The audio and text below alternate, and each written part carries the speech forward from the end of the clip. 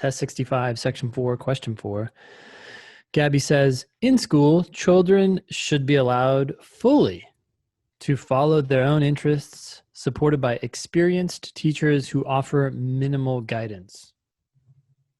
Okay. I'm trying to tell people what they should do in school. That sounds like that's going to be my conclusion. And that's a little strange. I mean, fully to follow their own interests, like what? They're just going to do Minecraft all day? I'm a little skeptical of You're this. criticizing yourself, your own Yeah. argument. Yeah. Well, Yeah. that's actually wise of you, because otherwise me playing Logan, I'm going to jump all over that shit. So yeah, Yeah, you should. Oh, maybe I you're should let you do that. acknowledging.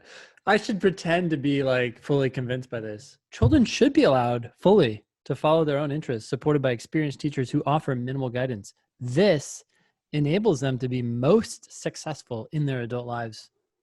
Logan. That's your argument, Gabby? Yeah. You're trying to tell Yeah. people what to do? Yeah, I Yeah. mean, the thing that if I'm Logan and I see Gabby just use the word should, Mm-hmm. should is the F word of the LSAT. Like when Mm. when you see should in one of these arguments, that just needs to be like flashing at you, you know. Yeah. You're Gabby's trying to boss people around, and there's going to be a lawyer on the other side who does not want their client to be bossed around, you know. Yeah. And so it's like, Mm-hmm. wait a second, Gabby, you're trying, you want it seems like a matter of opinion anyway, right? Like Gabby's second sentence, this enables them to be most successful in their adult lives. I don't think I am going to grant that. I just Yeah. I don't think I'm accepting that as a premise. Like, where's your Mm-hmm. evidence in support of that? It just doesn't feel like you really can make that claim as a premise. Yeah. So it's like Gabby has a sketchy premise and then a conclusion that like, therefore, well, they should have experienced teachers, but the teachers should only offer minimal guidance because children should be allowed fully to follow their own interests. And it's like, yeah, well, you know what kids want to do is goof around. Kids want to play video game. I mean, now if I was going to make the counter to that counter, Maybe that is good for them, right? in real life, it's probably better. That's probably what they should be doing. Yeah. When I found out that my kids only had like 15 minutes for recess, I hit the roof, man. I just couldn't believe it. They're like, oh yeah, we have 20 minutes for eating.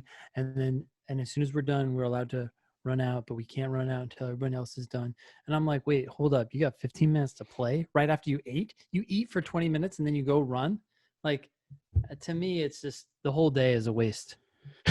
You can't focus, right? That'd be like telling our listeners, like, go study LSAT for 8 hours and you can have a 45-minute break.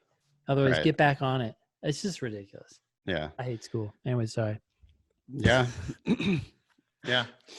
If I was to run a school, you know, if you let me educate your kid, I think probably all we would do is like play board games or play video games. Like, it's so good. Oh, yeah. I have a niece that I play board games and video games with. And it's like, I can't believe how great it is for her to have to figure out the rules of the game. You know, we play these games where it's like the rules aren't even that apparent and you have to just sort of experiment and tinker around and then infer, you know, what's going to happen if I go try to talk to that bad guy or to that guy. Well, I don't know. Like, there's one way to find out. You're going to have to go up there and see what happens. And then it might be good, might be bad. And you're going to have to roll with the punches and just kind of improvise. And have you ever played Settlers of Catan? Yeah. Yeah.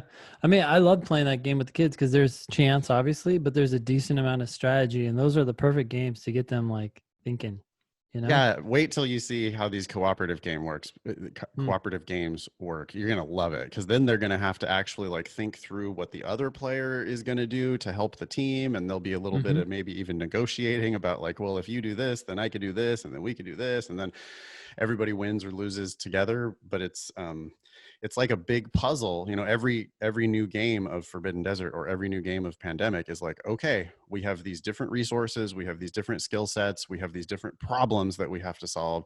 How are we going to win? You know, how are we going to get there to this solution? And I mean, I will be like literally high-fiving my friends and stuff when we play because it's like finally calibrated to where you can set the difficulty to the right level where it's going to be hard. Like we like to play it where we're going to lose sometimes. And then when you actually make it, then it's like, it's just like this success. Like you really got one over on the system, and it's super fun.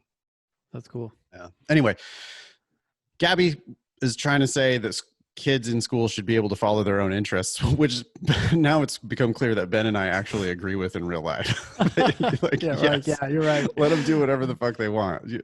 But our gut reaction should be, shut the fuck up. You just said the F word, which it should. Right. Logan is going to come back with, what are you even talking about? Okay, so Logan says, I disagree.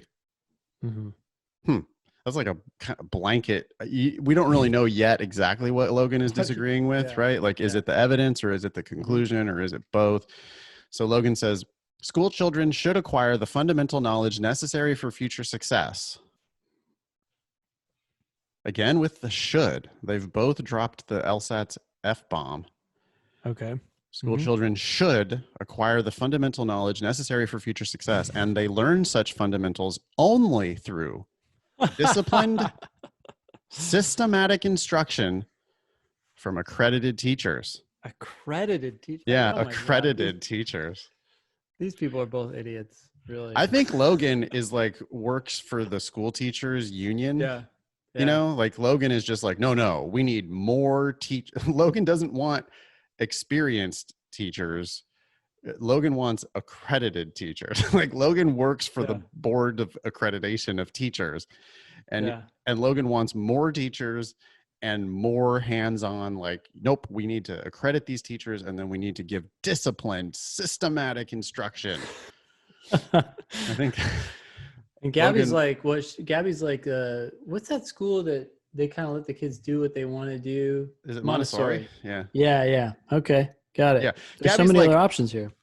Really, like, I'm on team Gaby, right? Gaby wants all recess. Don't bother with the teachers bossing around the kids. Like, sure, you've got experienced teachers there. That's great. She doesn't even say why she thinks that enables them to be most successful in their adult lives. It's weird. No. It's just a conclusion basically coming from Gaby. Like, all recess because that's going to help them to be the most successful. Logan says, nope, they have to get this fundamental knowledge for future success. And they're only going to do that with disciplined, systematic instruction from accredited teachers. So they agree. So they disagree on basically everything. Yeah. All right. You want to do the question? Yeah. The question continues. Gaby's and Logan's comments provide most support for the claim that they disagree about. I usually predict an answer here, but I feel like they disagree on everything that they're saying, like you just said. So I'm willing just to go into this and look at each answer and say, okay, is that something that they talked about? And do they take differing opinions on it? We'll know that we found the right answer when we get a clear yes from one of the speakers and a clear no from the other speaker. We also know going in that if we get a yes from both, that's not the answer. If we get a no from both, that's not the answer. If we get a yes from one of them and then silence from the other, not the answer.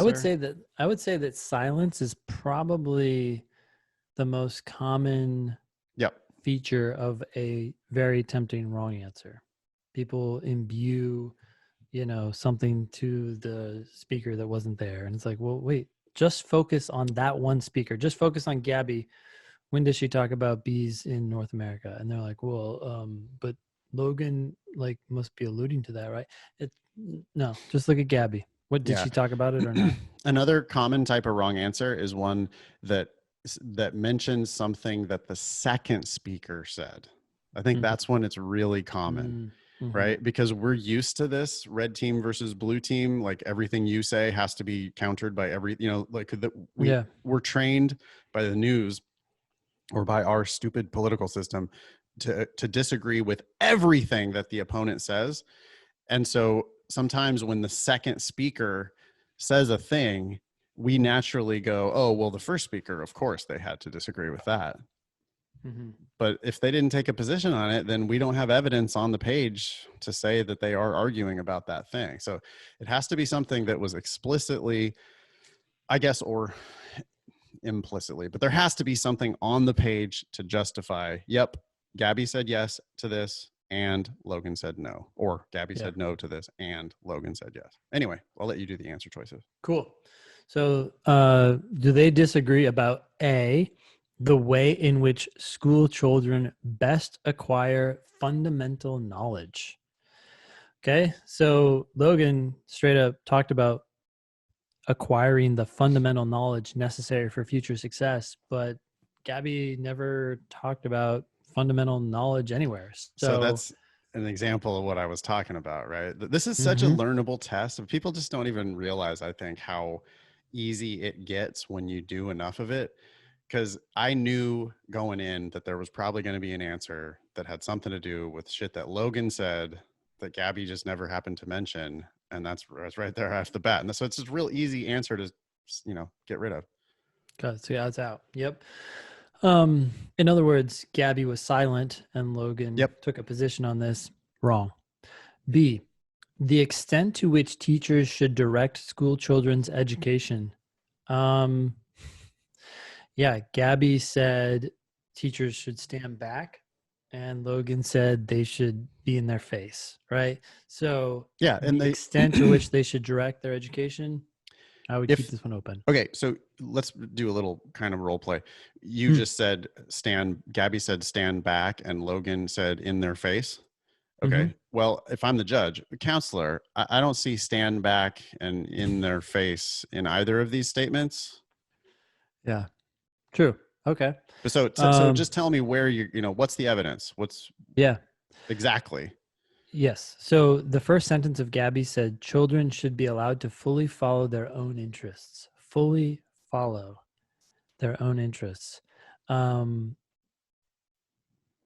Logan says they learn such fundamentals only through disciplined, systematic instruction from accredited teachers. So those seem like I think there's a better thing to underline in Gaby's statement. Okay. Well, because you brought up something. Offer minimal guidance. Yes, sure. Just the words minimal guidance is what I would. Teachers who offer minimal guidance. It's explicitly about teachers. Teachers, minimal guidance. So that's a lesser extent than Logan's disciplined, systematic instruction from accredited teachers. Right. And so like if the judge wanted to really like press you on it, or if the other side was saying like, what, the first statement's about students or children. That's first statement's not about teachers. Well, okay, but I can actually underline in each of those, not that you would physically underline, but you could point to exactly specifically Gaby telling teachers to offer minimal guidance and Logan looking for disciplined, systematic instruction from those same teachers. And that's your evidence for B. Yeah. Good. C, the importance of having qualified teachers involved in school children's education. Neither of them use the word qualified, but Gaby talks about experienced teachers and Logan talks about accredited teachers. Whether that means qualified to them, it probably does. So I'd say both agree that that's important. Agreed. So they disagree maybe on exactly what that qualification would mean, but they still want some qualification for these teachers. They don't want just some random parent teaching. Okay. D, the sort of school environment that most fosters children's creativity. Neither of them talked about creativity, so I'm just going to say silence on both. E, the extent to which school children are interested in fundamental academic subjects. So Gaby uses the word interests, but she doesn't say what they're interested in, so I'd say she's silent. And Logan never talks about the children's interests, so I'd say silent as well, actually.